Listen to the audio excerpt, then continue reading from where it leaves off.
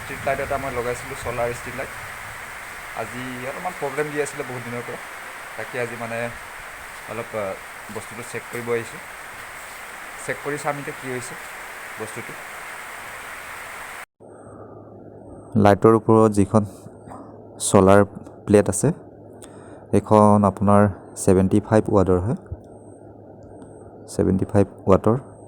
আৰু তাৰ পৰা যি দুডাল প্লাছ মাইনাছৰ ৱেৰ আহিছে, আমাৰ লাইটত যিডাল প্লাছ মাইনাছৰ ৱেৰ আহি কানেক্ট হৈছে, মই তাত কাৰেণ্টটো চেক কৰি আছোঁ। কেতিয়াবা কি হয় মানে তাত কাৰেণ্টটো ভালকৈ নাপায়, ভালকৈ নোপোৱাৰ ফলত মানে বেটেৰীটো চাৰ্জ নহয়। তাৰ মই চেক কৰি মানে চালোঁ কাৰেণ্টটো ভালকৈ আহি আছে, মানে তাত কোনো প্ৰব্লেম নাই। লাইটটোতে কিবা এটা প্ৰব্লেম হ'ব। মই সেইকাৰণে লাইটটোকে খুলি আনিলোঁ। এতিয়া মই ইয়াত খুলি পেলাই চাব লাগিব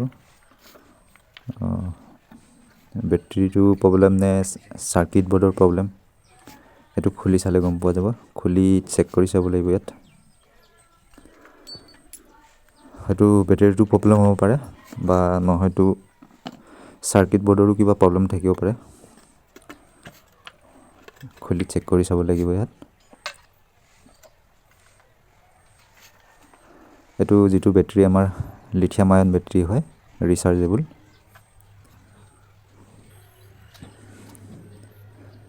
ইয়াত মই যিটো চেক কৰিছিলোঁ তাত মানে বেটেৰীটো ডেমেজ পালোঁ মই।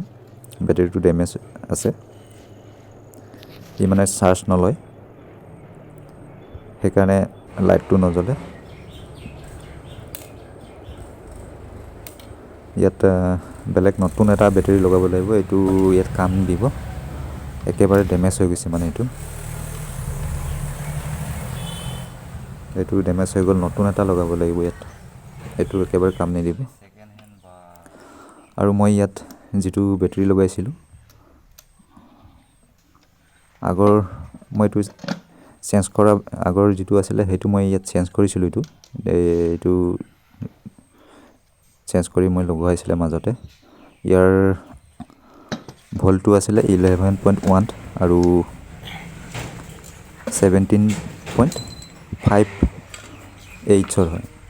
এতিয়া মই এইটো লৈ যাম আৰু বেটেৰীটো মই আনি পেলাই নতুন বেটেৰী ইয়াত লগাব লাগিব।